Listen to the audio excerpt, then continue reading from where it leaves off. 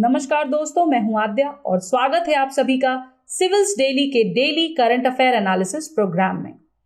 दोस्तों, आप सभी ने एकलव्य की कहानी तो जरूर सुनी होगी, राइट? क्योंकि जब भी स्टूडेंट्स का नाम आता है, एकलव्य उनमें हमेशा टॉप में होते हैं। क्योंकि अत्यंत सुविधा संपन्न न होते हुए भी उन्होंने अपनी डिटर्मिनेशन, डेडिकेशन और जुनून के बलबूते धनुर्विद्या यानी आर्चरी में परिपक्वता हासिल की थी। तो मैं आपको बताना चाहती हूँ दोस्तों कि ऐसे ही एकलव्यास जिनमें वही जुनून है, वैसा ही डिटर्मिनेशन है और यूपीएससी जो कि उनका एब्सोल्यूट एम है, उसको पाने के लिए वो अपने पूरे दिल जान से मेहनत कर रहे हैं, उनकी तलाश है हमें।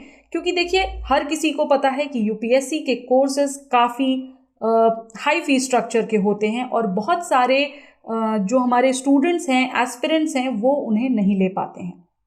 तो घबराइए मत, हम लेकर आए हैं आपके लिए फाइंडिंग एकलव्यास प्रोग्राम, जिसमें आपको अपनी हुनर, अपनी काबिलियत को शोकेस करना है via a medium of test. ठीक है, आपका एक फुल लेंथ टेस्ट होगा जो कि 13 मार्च और 20 मार्च को स्केड्यूल किया गया है। आपको वो टेस्ट देना है और अगर आपकी रैंक अच्छी होगी तो हम आपको प्रोवाइड करेंगे scholarship for the foundation program of UPSC 2023। तो इंतजार मत करिए दोस्तों, फटाफट से रजिस्टर करिए अपने आप को हमारी सिविल्स डेली की वेबसाइट पर जाकर और इन टेस्ट को दे करके आप खुद को जो है फाउंडेशन कोर्स में अपनी स्कॉलरशिप प्रोग्राम को अवेल कर सकते हैं। ठीक है, तो फटाफट से अपना रजिस्ट्रेशन करवा लीजिए और 13 मार्च और 20 मार्च को आपका टेस्ट होगा, तो उसकी तैयारी में लग जाइए और अपना बेस्ट परफॉर्म करिएगा। ठीक है, सो दैट जो हमारी डेडिकेटेड टीम है, जो हमारी बेस्ट टीम ऑफ मेंटर्स है, वो आपको आपके मिशन, आपके एब्सोल्यूट एम तक पहुंचने में आपकी मदद कर सके, आपको गाइडेंस दे सके। ठीक है, तो चलिए इसी के साथ आगे बढ़ते हैं और देखेंगे हम न्यूज़ डिस्कस करने से पहले कल जो मैंने आपको क्वेश्चन दिया था। तो कल मैंने आपको ये क्वेश्चन पूछा था कि among the following tiger reserves which one has the largest area under critical tiger habitat. इसका आंसर होगा सी। ठीक है, बहुत ज़्यादा स्टूडेंट्स ने आंसर नहीं किया है, एक दो ने ही इसका आंसर किया है। तो ऐसा मत करिए, आंसर करिए ज़्यादा से ज़्यादा, ताकि आप लोगों का जो क्वेश्चन सॉल्व करने की हैबिट है वो बरकरार रहे। चलिए इसी के साथ शुरू करते हैं आज की खबरों का सिलसिला और देखते हैं क्या है आज की सबसे पहली न्यूज़। तो हमारी सबसे पहली न्यूज़ जो है वो आ रही है लेबर मिनिस्ट्री से। लेबर मिनिस्ट्री ने लॉन्च किया है डोनेट अ पेंशन स्कीम।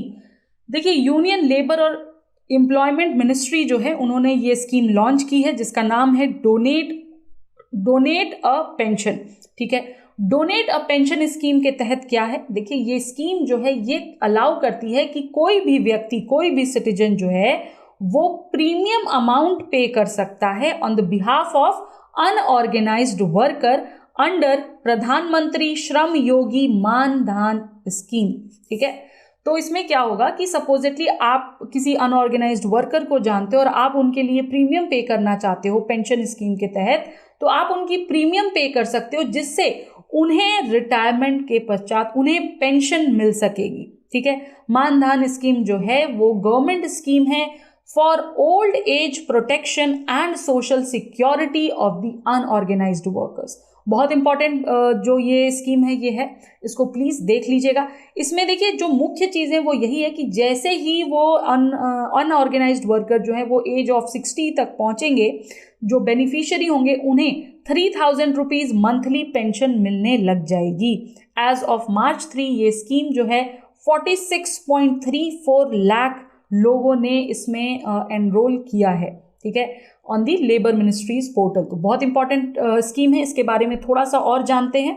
ठीक है, एलिजिबिलिटी क्राइटेरिया की अगर हम बात करें दोस्तों, तो ये स्कीम को लॉन्च किया गया था 2019 में, जिसके तहत अनऑर्गेनाइज सेक्टर के वर्कर्स आते थे जिनकी एज थी बिटवीन 80 एंड 40 ईयर्स और जो अर्न करते थे अप टू ₹15,000 अ मंथ, उनका एनरोलमेंट हुआ था इस स्कीम में bye paying a premium amount of ₹55 and ₹200 depending on their edges. ठीक है, and that would be matched by the government, मतलब इतना ही गवर्नमेंट भी देगी। जैसे ही वो 60 साल के होंगे, जो बेनिफिशियरीज हैं उन्हें 3,000 रुपए मंथली पेंशन मिलने लग जाएगी।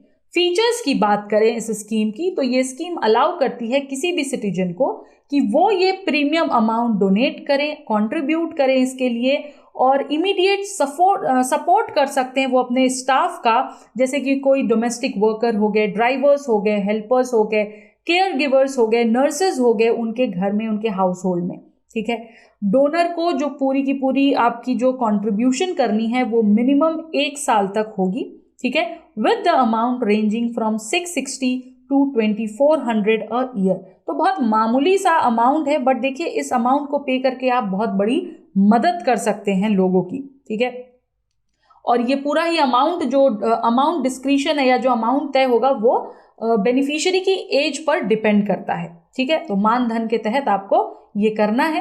ये आप देख रहे हैं launch of donate E pension, ये पूरा ही आपका जो कटआउट था बेसिकली ये मुझे मिला था, तो मैंने इसको एज इट इज डाल दिया है यहाँ पर। इसको आप देख सकते हैं, इससे आपको याद रहेगा कि ये किस चीज़ की है। देखिए फोटोग्राफिक मेमोरीज जो है ना वो बहुत हेल्पफुल होती है हमारी पूरी यूपीएससी की प्रिपरेशन में, इसीलिए हम कोशिश करते हैं कि आपको हम इमेजेस देते रहें सो दैट आप उससे कनेक्ट करके आपको एग्जाम तक याद रहेगा। ठीक है, आगे चलते हैं। नेक्स्ट न्यूज हमारी जो है वो है इंडियन एक्सप्रेस से हमारी टीम ने आपके लिए लाई है, and that is upon Jyotirao and Savitribai Phule. ठीक है, हमारे सोशल रिफॉर्मर्स थे, सोशल वर्कर्स के रूप में हम इन्हें जानते हैं बहुत अच्छे तरीके से। इंडियन एक्सप्रेस की ये न्यूज़ है। न्यूज़ क्या है, तो देखिए महाराष्ट्र के जो गवर्नर हैं रिसेंटली उन्हें काफ़ी क्रिटिसिज्म झेलना पड़ा है, काफ़ी रिमार्क सहना पड़ा है। क्यों? क्योंकि जो उन्होंने जो बात कही regarding social reformist couple Jyotirao और सावित्री फूले, उसके पश्चात उन्होंने कुछ ऐसा कहा जिसके पश्चात उन्हें काफ़ी क्रिटिसिज्म झेलने पड़े। तो ये थी न्यूज़ हमारी, लेकिन अब हमें इसमें जो समझना है, हमारे एग्जाम में कभी नहीं पूछेगा कि भाई क्या उन्होंने रिमार्क दिया। एग्जाम में ये ज़रूर पूछेगा कि भाई सावित्रीबाई और ज्योतिराव फूले ने क्या क्या काम किया, वो क्यों नोन है। ठीक है, तो चलिए हम पहले समझते हैं कि फूले आखिर थे कौन। तो देखिए महात्मा ज्योतिराव और सावित्री फूले जो हैं ये एक एक्स्ट्रा ऑर्डिनरी कपल के रूप में जाने जाते हैं सोशल और एजुकेशनल हिस्ट्री ऑफ इंडिया के इतिहास में। ठीक है, भारत के इतिहास में जो हमारी सोशल और एजुकेशनल हिस्ट्री है उनमें इन्हें एक सोशल रिफॉर्मर के रूप में, एक एक्स्ट्रा ऑर्डिनरी कपल के रूप में जाना जाता है। इन्होंने पाथ ब्रेकिंग कार्य किए हैं। इनके जो वर्क थे रिगार्डिंग फीमेल एजुकेशन कह लीजिए, फीमेल एम्पावरमेंट कह लीजिए, towards ending caste and gender bias discrimination कह लीजिए, वो अत्यंत सराहनीय थे। ठीक है, 1840 में जो हमारी सावित्रीबाई फूले जी हैं इनका विवाह हुआ when she was only 10 years old with Jyotirao sir. ठीक है, जो कि उस वक्त 13 साल के थे। इसके पश्चात इन दोनों लोगों ने ही मिलकर आगे आने वाले टाइम में बहुत सारा कार्य किया सोसाइटी के लिए, जैसे कि इन्होंने चाइल्ड मैरिजेस को अपोज किया। ठीक है, एक दृढ़ता के साथ इन्होंने चाइल्ड मैरिज को नकारा, और जो विडो री मैरिजेस थी उनका भी ऑर्गेनाइजेशन करा। देखिए 1840s में इनकी शादी हुई थी। ठीक है, बट 1800 वाला जो टाइम था वो स्टिल बहुत पहले का टाइम था, और उस टाइम पे ऐसे ब्रिलियंट स्टेप्स लेना literally it calls for a lot of courage, जो कि इन दोनों ने ही उस वक्त दिखाया था। ठीक है, इसलिए ये काफ़ी इंपॉर्टेंट है हमारे एग्जाम पर्सपेक्टिव से। इनकी जो एंडेवर्स हैं, जो लीगेसी हैं, उनकी अगर हम बात करें तो सबसे पहले आता है एडुकेशन। ज्योतिराव जो थे उन्हें एक रिवॉल्यूशनरी माना जाता था, क्योंकि उन्होंने ऑब्जर्व भी किया था कि भाई इतनी सारी लैक ऑफ अपॉर्चुनिटीज़ हैं एजुकेशनल फील्ड में फॉर गर्ल्स एंड वुमेन, और उसके प्रति इन्होंने कार्य किया था। उन्हें लीडर ऑफ मासेस कहा जाता था। क्योंकि उन्होंने खुद की वाइफ को सबसे पहले एडुकेट करना शुरू किया, ट्रेन करना शुरू किया, सो दैट वो एक टीचर बन सकें। और टुगेदर बाय 1848 जो फूले थे इन्होंने एक स्कूल शुरू किया for girls, for Shudras and anti Shudras in the Ati Shudras in दी पूना। ठीक है, गलती से मैंने एंटी बोल दिया था, अति शूद्रास इन द पूना। तीसरा जो कार्य इन्होंने किया वो था विडो शेल्टर का, जो कि इनका ऐतिहासिक कार्य माना जाता है और इस फील्ड में इन्हें काफ़ी सराहा भी जाता है। ठीक है, ज्योतिराव जी ने ये कार्य शुरू किया था जब वो मात्र और मात्र 21 वर्ष के थे, 21 years ओल्ड थे। ठीक है, और उनकी इस वर्क में उन्हें किसी ने अगर सपोर्ट किया था तो वो थी उनकी 18 इयर्स ओल्ड वाइफ सावित्री जी। ठीक है, 1853 में ज्योतिराव और सावित्री बाई ने एक ओपन केयर सेंटर खोला था फॉर दी प्रेग्नेंट विडोज। ठीक है, सो दैट वो सेफ डिलीवरीज करा सके वहां पर, और जो प्रैक्टिस ऑफ इन्फेंटिसाइड है उसको खत्म किया जा सके, तोड़ा जा सके। ठीक है, इसके अलावा उन्होंने जो काम किया था वो था प्रिवेंशन ऑफ इन्फेंटिसाइड का। जो बाल हत्या होती थी उसको इन्होंने काफी कम करवाया था, काफी रोक लगाई थी उस पर। बाल हत्या प्रतिबंध गृह के नाम से इन्होंने एक होम शेल्टर की शुरुआत की थी जिसमें कि प्रिवेंशन ऑफ इन्फेंटिसाइड का कार्य होता था। ये शुरू हुआ था इनके खुद के घर पे एट 399 गंजपेट पुणे में। ठीक है, तो काफी काम किया था। और आज भी अगर देखें तो आज तो इंटरनेशनल वुमेन्स डे है, जिसमें कि जितने भी हमारे जो भी वर्क हुए हैं, जितने भी हमारी वुमेन काम कर रही हैं, उनको जो है यहाँ पर बहुत ही बधाई हो आज की। ठीक है, तो ऐसे ही एक वर्कर को, इनफैक्ट देखिए सावित्री बाई जो हैं वो तो she is a female, but उनके साथ साथ ज्योतिराव सर का जो इतना बड़ा योगदान है हम उसे भी नमन करते हैं। ठीक है, चलिए आगे चलते हैं और थोड़ा सा जानेंगे। इन्होंने एक समाज की व्यवस्था की थी जिसका नाम था सत्य शोधक समाज। सत्य शोधक का लिटरल मीनिंग अगर देखें तो उसका मतलब होता है ट्रुथ सीकर्स सोसाइटी। इसकी स्टैब्लिशमेंट की गई थी सितंबर 24, 1873 को ज्योतिराव और सावित्री बाई जी द्वारा। ठीक है, इस समाज ने एडवोकेट किया सोशल चेंजेस को लाने के लिए, जो कि उस वक्त की ट्रेडिशंस के हिसाब से काफी विपरीत थे, काफी अलग थे। और उनमें जो मुख्य चीजें थी वो थी economical weddings, intercaste marriages, eradication of child marriages, widow remarriages. ठीक है, ये मुख्य कार्य याद रखना है आपको इन्होंने जो किए थे। जो फूलेस थे ये बहुत ही फार साइटेड गोल्स थे इनके दिमाग में, और इन्होंने इन सभी गोल्स की शुरुआत की थी फीमेल एडुकेशन से। ठीक है, उन्होंने एक इंस्टीट्यूशनल स्ट्रक्चर बनाया था स्कूल्स ऑफ इंडिया को लेकर के, और एक सोसाइटी का निर्माण करने का इन्होंने ठाना था, ऐसी सोसाइटी जहां पर women work in tandem with the main, कंधे से कंधा मिलाकर। ठीक है, तो एक बहुत ही इंपॉर्टेंट शख्सियत है ये हमारे इतिहास की। ठीक है, यहाँ पर इनका एक टाइमलाइन मैप दिया हुआ है जो मुझे न्यूज़ 18 के वेबसाइट से मिला था, तो मैंने यहाँ पर डाल दिया। एक आप कह सकते हो कि टाइमलाइन है। 1827 में ज्योतिराव जी का जन्म हुआ, 1840 में सावित्री बाई से इनका विवाह हुआ, 1852 में दलित बच्चों के लिए इन्होंने 3 स्कूलों की स्थापना की थी। ही ओपन्ड 3 स्कूल्स। ठीक है, 1888 में मुंबई में महात्मा की उपाधि मिली थी इन्हें, और 1873 से 86 तक पुणे नगर निगम के कमिश्नर रहे। 1873 में सत्य शोधक समाज की स्थापना की, और 1890 में इन्होंने दुनिया को अलविदा कह दिया। तो एक पूरी टाइमलाइन आपको दे दी गई है, सो दैट एग्जाम में अगर क्वेश्चन आए तो आप कंफ्यूज नहीं होंगे। ठीक है, चलिए आगे चलते हैं अपनी अगली न्यूज पर जो हमारी टीम ने लाई है आपके लिए लाइव मिंट से। जी हाँ, हमारी पूरी टीम ने इसको लाइव मिंट की वेबसाइट से निकाला है। न्यूज काफी इंपॉर्टेंट है। न्यूज की हेडिंग ही है कि do economic sanctions work as a deterrent. देखिए, जो सिनेरियो चल रहा अभी रशिया यूक्रेन वॉर को लेकर के, उसके बेसिस को अगर हम देखें तो डेली बेसिस पर हमें बहुत सारी ऐसी न्यूज, ऐसे पॉइंट्स मिल रहे हैं जहां से हमारे मेंस के क्वेश्चंस बन सकते हैं।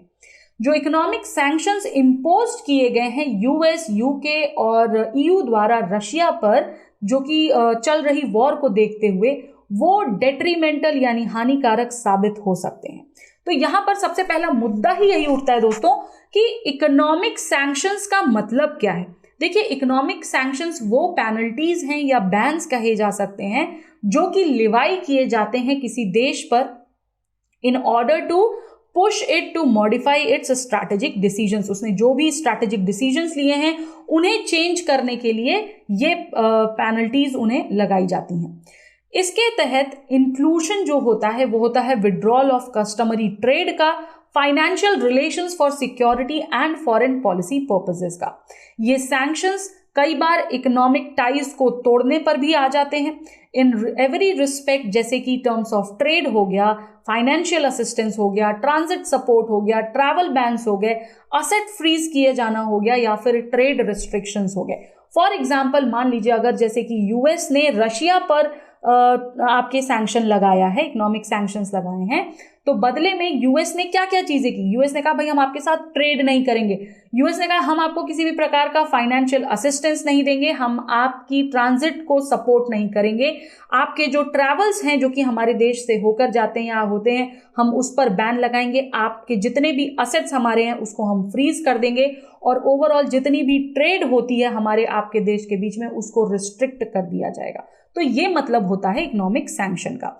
जो कर्ब्स हैं उन्हें भी टारगेट किया जाता है, जैसे कि रिस्ट्रिक्ट हो जाएंगे अगर ट्रांजैक्शंस आपके बिजनेस के साथ, ग्रुप्स के साथ, इंडिविजुअल्स के साथ, तो ऑलरेडी आप काफ़ी ये कह सकते हैं कि काफ़ी वंचनीय सिचुएशन में आ जाएंगे, ठीक है, काफ़ी ज़्यादा कॉम्प्रोमाइजिंग सिचुएशन में आ जाएंगे।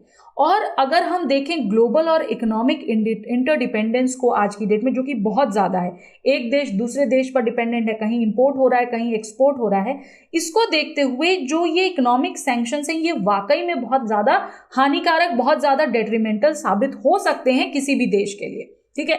तो ये यहाँ पर समझना इंपॉर्टेंट है। चलिए थोड़ा सा और इस न्यूज़ को डिटेल में देखते हैं। सबसे पहली चीज यहां पर है कि जो ये सैंक्शंस हैं ये किस प्रकार से, how day impact an economy. For example अगर रशिया पर सैंक्शंस लगाए गए हैं तो वो कैसे इम्पैक्ट करेंगे रशिया की इकोनॉमी पे। तो देखिए कोई भी देश किसी भी हालत में ये अफोर्ड नहीं कर सकता कि उसकी इकोनॉमी जो है वो क्लोज्ड इकोनॉमी हो जाए। क्यों? क्योंकि रशिया जैसे देश अगर देखा जाए तो अपनी ओपन इकोनॉमी के वजह से ही काफी ज्यादा बूम भी करते हैं, ठीक है, उन्हें काफ़ी फ़ायदे अपनी ओपन इकोनॉमी के वजह से मिलता है, क्योंकि अगर वो क्लोज हो जाएंगे तो उन्हें अपने देश में ही सिर्फ सीमित रहना पड़ेगा, जो कि पॉसिबल नहीं है इतने बड़े देश के लिए, ठीक है। जो अफेक्टेड कंट्री की सप्लाई होती है, जो सप्लाई चेन होती है, वो डिसरप्ट हो जाएगी अगर आप पर सैंक्शंस लगा दिए जाएंगे, ठीक है। और ये डिसरप्शन हो सकता है इनफ्लो ऑफ गुड्स को, सर्विसेज को, for reaching out to the export market. तो यहाँ पर सिर्फ ऐसा नहीं कि आप अपनी गुड्स को बाहर नहीं भेज सकते, यहाँ पर यह भी चीज इन्वॉल्व है कि आप दूसरे देश से ले भी नहीं सकते हैं, जो कि प्रॉब्लमेटिक हो जाएगा। पहले की अगर सिचुएशन देखें तो वहां पर एक इंटरनल इकोनॉमी के क्रिपल होने का रिस्क हमेशा बना रहता था, ठीक है, स्पेशली तब जबकि वो imports of critical raw material पर डिपेंडेंट हो, ठीक है। और ये चीज वाकई में रशिया के केस में हानिकारक हो सकती है। जो डोमेस्टिक इकोनॉमी है वो भी डिप्राइव हो सकती है एक्सटर्नल मार्केट सपोर्ट से, जैसा कि मैंने आपको बताया कि सिर्फ इंपोर्ट ही नहीं इंपॉर्टेंट है भाई, एक्सपोर्ट भी इंपॉर्टेंट है, या सिर्फ एक्सपोर्ट नहीं इंपॉर्टेंट है, इंपोर्ट भी इंपॉर्टेंट है। दूसरा इसमें जो रिस्क है वो है कि कई बार जो इकोनॉमिक कर्ब्स के केसेस आते हैं वो इम्पोज करे जाते हैं कलेक्टिवली किसी ऑर्गेनाइजेशन द्वारा। अब वो ऑर्गेनाइजेशन हो सकती है जैसे ऑर्गेनाइजेशन फॉर इकोनॉमिक कोऑपरेशन, ठीक है, या OECD हम जिसे हम कहते हैं, या फिर नाटो हो गया। तो अगर इन लोगों ने वो कर दिया तो सिर्फ एक या दो देश नहीं, अगर किसी ऑर्गेनाइजेशन ने इकोनॉमिक सैंक्शंस लगा दिया आपके ऊपर तो कई देश उसके जो है डिसीजन की वजह से आपके साथ ट्रेड में नहीं उलझ सकते, ठीक है। बहुत सारे देश जो है आपके साथ ट्रेड को बाधित हो जाएगा आपका ट्रेड वहां पर, तो जिससे कि आपकी इकोनॉमी को ऑब्वियसली एक बहुत बड़ा इंपैक्ट होगा। इसके बाद जो मुद्दा यहां पर है वो है कि आखिर वो कौन से इकोनॉमिक सैंक्शंस हैं जो कि रशिया पर लगाए गए हैं। तो देखिए जो मेजर रशियन बैंक्स हैं, सबसे पहले तो उनको बैन कर दिया गया है स्विफ्ट से, ठीक है। स्विफ्ट की जो फाइनेंशियल मैसेजिंग सर्विस है उससे ये हम न्यूज़ डिस्कस कर चुके हैं अपने पहले के लेक्चर में बहुत डिटेल में, इसलिए हम ज़्यादा डिटेल में नहीं जाएंगे, ठीक है। और जो भी इनके रशियन बैंक्स के असेट्स हैं उनको भी फ्रीज कर दिया गया। दूसरा जो सैंक्शन लगाया गया वो ये है कि जो रशियन डायरेक्ट इन्वेस्टमेंट फंड है, ठीक है, against some of the Russia's wealthiest people, उसको जो है उस पर भी जो है सैंक्शंस लिवाई किया गया है। इसके अलावा एक्सेस टू एयर स्पेस भी डिनाई कर दिया गया है फॉर एक्सपोर्ट कंट्रोल्स, ठीक है। और जो देश हैं उन्होंने कर्ब किया है रशिया को for 34% of the world GDP। तो ये मुख्य सैंक्शंस लगाए गए हैं रशिया के ऊपर, ध्यान से इसको नोट कर लीजिएगा। आगे चलते हैं। अब मुद्दा उठता है कि भाई कॉस्ट क्या है इन रिस्ट्रिक्शंस की। तो देखिए किसी भी देश की जो GDP है, जो उनकी इकोनॉमी है, वो उसकी इकोनॉमिक स्ट्रेंथ से बहुत ज़्यादा कंट्रोल होती है। किसी भी देश का जो मैं अगर कहूँ कि इंटरनेशनल लेवल पर वो कितना ताकतवर है तो ये उसकी इकोनॉमी ज़रूर डिसाइड करती है, ठीक है। और रशिया को हम एक ऑर्डिनरी इकोनॉमी की तरह ब्रश नहीं कर सकते एक साइड में कि भाई नहीं, हम नहीं करेंगे आपसे। क्यों? क्योंकि रशिया से सिर्फ हम रशिया को सिर्फ हम सामान दे नहीं रहे हैं, हम वहां से खरीद भी रहे हैं। स्पेशली ऑयल्स को अगर हम देखें तो, ऑयल रिजर्व्स को देखें तो, या न्यूक्लियर पावर की बात करें तो रशिया काफी इंपॉर्टेंट हो जाता है। रशिया को सोफिस्टिकेटेड डिफेंस प्रोडक्ट्स का बहुत बड़ा सप्लायर भी माना जाता है और important supplier of crucial defence products भी है वो भारत के नजरिए में। भारत, आपको पता होगा, इंडिया काफी सारी चीजें रशिया के साथ स्ट्रैटेजिक पार्टनरशिप के तहत काफी सारे प्रोजेक्ट्स पर काम कर रहा है और अभी से नहीं, अपनी इंडिपेंडेंस के टाइम से ही ये डील्स हो रही हैं। ठीक है, लॉन्ग टर्म स्ट्रैटेजिक नेचर की बात करें अगर हम रशिया को और इंडिया को लेकर के, तो इंडिया खुद को एब्सटेन कर रखा है from any kind of voting on resolutions to condemn Russia. क्यों? क्योंकि इंडिया के बहुत सारे प्रोजेक्ट्स ऑलरेडी इन्वॉल्व हैं रशिया के साथ। ठीक है, तो ऐसे में ये स्टेप इंडिया अगर लेता है तो इंडिया की भी इकोनॉमी को बहुत ज्यादा अफेक्ट होगा, हमारे डिफेंस सिस्टम को बहुत ज्यादा अफेक्ट होगा। इस वजह से इंडिया अपने आप को एब्सटेन कर रहा है। और वैसे भी भारत की जो पॉलिसी है नाम की, नॉन अलाइनमेंट की, वो हमारी इंपॉर्टेंट पॉलिसी है। हम किसी एक फोर्सेस के साथ, किसी एक ग्रुप के साथ अलाइन नहीं कर सकते हैं। ठीक है, अब मुद्दा उठता है कि कैसे भारत ने मैनेज किया था कर्ब्स को पोखरण 2 के केस में। तो देखिए, इंडिया की जो डिपेंडेंस है ऑन द एक्सटर्नल असिस्टेंस वो लगभग $100 बिलियन से अधिक की है। ठीक है, तो गवर्नमेंट ने उस टाइम पर अपील किया अपने एनआरआईज को, जो कि नॉन रेसिडेंट इंडियंस होते हैं, जिनकी सेविंग्स मोर देन 400 बिलियंस की होती है, उनको अपील किया था मदद के लिए। ठीक है, एनआरआईज के जो सब्सक्रिप्शन है गवर्नमेंट बॉन्ड्स के, वो more than double the annual foreign assistance है। ठीक है, India could also showcase at that time its scientific strength as none of the scientists उस टाइम पर इन्वॉल्व थे in the training abroad। कोई भी साइंटिस्ट जो उस टाइम पे अब्रॉड में नहीं था, वो सब कुछ जो है इंडिया में ही ट्रेन हो रहे थे। एंड ये सारी चीजें जो है इंडिया को हेल्प करी, उसका कॉन्फिडेंस हो गया, स्पेशली विद द इन्वेस्टर्स को डिस्प्ले करने का, शोकेस करने का। ठीक है, तो काफी इंपॉर्टेंट न्यूज है दोस्तों ये, इसको अच्छे से समझिएगा, नोट्स बनाइएगा, मेंस में इस पर क्वेश्चन पूछ सकता है आपसे।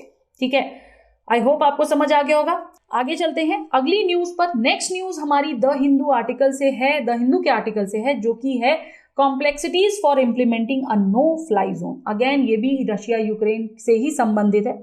देखिए, जो नाटो के सेक्रेटरी जनरल हैं, उन्होंने ये कहा है कि जो ऑर्गेनाइजेशन है नाटो का, that would not designate the Ukrainian air space as no fly zone, कि भाई हम यूक्रेनियन एयर स्पेस को नो फ्लाई जोन नहीं डिक्लेयर करेंगे, क्योंकि अगर हम ऐसा करते हैं तो फुल फ्लेजेड वॉर जैसा सीन हो जाएगा यूरोप में, जिसमें कि बहुत सारे देश इन्वॉल्व हो जाएंगे और ग्रेटर ह्यूमन सफरिंग ही रिजल्ट में मिलेगा। तो इसमें जो हाईलाइटेड पोर्शन है इसको आप पढ़ लीजिएगा, मैं आपको ये चीजें थोड़ा इजी वे में समझा देती हूँ। सबसे पहले हम समझेंगे कि भाई नो फ्लाई जोन क्या होता है। तो देखिए, अगर हम सिंपल टर्म्स में बात करें तो नो फ्लाई जोन उस जोन को कहते हैं, उस पर्टिकुलर एयर स्पेस को कहते हैं, जहां पर aircraft excluding those permitted by an enforcement agencies barred होते हैं फ्लाई करने से। आर्टिकल 7 जो है basically of United Nations charter का, वो डील करता है with actions respect to threats of the peace, breaches of the peace और acts of aggression that are invoked to authorise a potentially no fly zone को लेकर। Article 39 जो है United Nation Security Council को dictate करता है to determine probable existence of any threat जो कि पीस को भंग करे और अग्रेशन जो है वो दिखाए। ठीक है, यहाँ पर और भी कुछ मेजर्स सजेस्ट किए जाते हैं इसके द्वारा, वो ये है कि अगर ज़रूरत पड़ी, ठीक है, in case if it is required to be carried out in accordance to article 41 and 42 to restore international peace and security. ठीक है, कि अगर जरूरत पड़ी तो हम आर्टिकल 41, 42 को के तहत जो है रिस्टोरेशन करेंगे इंटरनेशनल पीस और सिक्योरिटी का। नो फ्लाई जोन्स जो हैं, अगर हम उनकी इम्प्लीमेंटेशन की बात करें तो विदाउट यूएन मैंडेट नहीं होता है। ठीक है, केसेस ऑफ इम्प्लीमेंटेशन की अगर हम बात करें कि भाई कभी इससे पहले केसेस हुए हैं कि नहीं, तो देखिए 1991 में जब फर्स्ट गल्फ वॉर हुई थी, उस वक्त यूएस और उसके कोalition पार्टनर्स जो हैं, इन्होंने इम्पोज किया था 2 no fly zones over Iraq to prevent Saddam. Hussein क्या करने के लिए, देखिए उस टाइम पर ये क्यों किया गया था नो फ्लाई जोन, इसलिए लाया गया था सो दैट सद्दाम हुसैन जो है वो उनके द्वारा जो एथनिक ग्रुप्स हैं उन पर अटैक न किया जा सके, उसको प्रिवेंट करने के लिए। ठीक है, नॉन कॉम्बैट सिचुएशंस की अगर हम बात करें तो no fly zone can be imposed permanently and temporary both over sensitive installations और फॉर हाई प्रोफाइल इवेंट्स, जैसे कि ओलंपिक्स हो गया, कॉमनवेल्थ गेम्स हो गया, इस टाइप के इवेंट्स को लेकर के। ठीक है, आगे चलते हैं, थोड़ा सा और समझेंगे कि भाई फिजिबिलिटी क्या है नो फ्लाई जोन की ओवर द यूक्रेन। तो देखिए नो फ्लाई जोन डिक्लेरेशंस जो हैं वो एसेंशियली कॉम्प्रोमाइज की सिचुएशन में लाती हैं। ठीक है, और वो कहीं ना कहीं डिमांड करती हैं एक ऐसे रिस्पॉन्स को जो कि ऑन गोइंग वायलेंस के तहत किया जाए। ठीक है, हालांकि जो फुल मिलिट्री इंटरवेंशन है वो पॉलिटिकली अनटेनेबल होगा। नाटो जो है हमारा, उसने प्रीवियसली इम्पोज किया है नो फ्लाई जोन को इन नॉन मेंबर स्टेट्स, जैसे कि लीबिया हो गया, बॉस्निया हो गया। ठीक है, लेकिन रशिया के साथ वहां पर एक फियर है, फियर ये है कि अगर यहां पर होता है तो एक फुल फ्लेजेड वॉर छिड़ जाएगी यूरोप में। और अगर हम देखें डिमांड्स को जो कि नाटो के स्केल पर हैं, बैक टू प्री 1997 अरेंजमेंट्स, तो बोथ रशिया और यूक्रेन जो है वो नाटो के मेंबर्स नहीं हैं। इस वजह से भी जो आइडिया है नो फ्लाई जोन का वो रिजेक्ट किया जा रहा है कि भाई जब ये मेंबर्स ही नहीं है तो हम नाटो इस पे कैसे नो फ्लाई जोन किस हक से इंप्लीमेंट करेगा। अगर इंप्लीमेंट करता भी है नाटो तो उसका मतलब ये होगा कि नाटो डिप्लॉय कर रहा है एयरक्राफ्ट को और असेट्स को जो कि रिजल्ट करेंगे डायरेक्ट कन्फ्रंटेशन विद रशिया में। ठीक है, तो अब मुद्दा इसके पश्चात ये उठेगा कि भाई what are the broad contours in a no fly zone, कि भाई नो फ्लाई जोन जो है उनमें ब्रॉड कंटोर्स क्या होंगे। तो देखिए यूएनएससी जो है वो सबसे पहले तो जितनी भी फ्लाइट्स है Libyan air space post adoption of resolution 1973 में उन्हें बैन कर देगा। ठीक है, और ये हुआ भी था 2011 में in response to the Libyan civil war. जो मेंबर स्टेट्स थे बेसिकली उनको पूछा गया था, उनसे परमिशन डिनाई कर दी गई थी उन्हें कि भाई कोई भी लीबियन रजिस्टर्ड एयरक्राफ्ट जो है वो उस टेरिटरी को यूज नहीं कर सकता, उसे यूज करने की अप्रूवल नहीं है। ठीक है, फर्दर आगे देखा गया कि जो मेंबर स्टेट्स थे वो किसी भी प्रकार का कोई भी बार या एंटिटी जो है वो फ्लाई नहीं कर सक रहे थे वहां से, और इसे रीजनेबल ग्राउंड्स भी माना गया था, ये बिलीव करते हुए कि जो एयरक्राफ्ट है उसकी जो फेरिंग लीथल या नॉन लीथल मिलिट्री इक्विपमेंट है उसको देखा जाएगा। ठीक है, इसके बाद क्या हुआ कि जो मेंबर स्टेट्स थे उनको परमिट किया गया कि भाई आप फ्लाइट्स उड़ा सकते हैं, यहाँ पर फ्लाइट्स कर सकते हैं, हुज सोल पर्पस जो है ह्यूमैनिटेरियन बेसिस होगा। यानी अगर आप ह्यूमैनिटेरियन बेसिस में फ्लाई करना चाह रहे हैं तो आप इसको यूज कर सकते हैं। जैसे कि ह्यूमैनिटेरियन के लिए आप कह सकते हैं मेडिकल सप्लाईज की डिलीवरी हो गई, फूड हो गया, ठीक है, लोगों को रेस्क्यू करने के लिए हो गया, इन सारी चीजों के लिए आप इनका इस्तेमाल कर सकते हैं। तो ये सारे कंटर्स आते हैं हमारे नो फ्लाई जोन के तहत। ये थी दोस्तों आज की न्यूज। आज का क्वेश्चन ऑफ द डे है हमारा सावित्रीबाई फुले पर, और प्लीज इसको अटेम्प्ट करिएगा, बताइएगा हमें क्या होगा इनका आंसर, सही आंसर जरूर बताइएगा। आप लोगों ने कल काफी कम आंसर्स दिए थे तो ऐसा मत करिए, अपनी तैयारी को बिल्कुल ऑन द नॉच रखिए। ठीक है, और उम्मीद करती हूँ कि आज के जो क्वेश्चंस थे, जो भी हमने आपसे जो टॉपिक्स डील किया वो अच्छे से समझ आया होगा। अगर फिर भी कहीं डाउट है तो हमें बताइए, फीडबैक जरूर देते रहिए सो दैट हमें भी आइडिया लगता रहेगा। और निकालो प्रीलिम्स के सेशंस हमारे जा रहे हैं यूट्यूब पर, उसको देखिए और प्लीज नोट्स बनाइए क्योंकि उनमें से काफी क्वेश्चंस आपके प्रीलिम्स में फंसेंगे। जैसे कि अभी आज ही एक सेशन मैंने निकाला है, that is on the important historical keywords जो कि ऑफिसर्स थे। ठीक है, कि एंशिएंट इंडिया के टाइम पे कौन से ऑफिसर्स थे, उनके क्या कीवर्ड थे, ये अक्सर पूछता है, उसको मैंने आपके लिए पब्लिश किया है, उसको प्लीज देखिए और उसकी नोट्स भी जरूर बनाइएगा। ठीक है, ये आपको मदद करेगा आपके गोल तक पहुंचने के लिए। और आज के लिए दोस्तों इतना ही। उम्मीद करती हूँ अच्छे से न्यूज़ समझ आई होगी और कल मिलेंगे फिर इसी सेशन में। तब तक के लिए नमस्कार, धन्यवाद, जय हिंद, जय Bharat. Subscribe to our YouTube channel and press the bell icon on the YouTube app and never miss another update from Civil's Daily.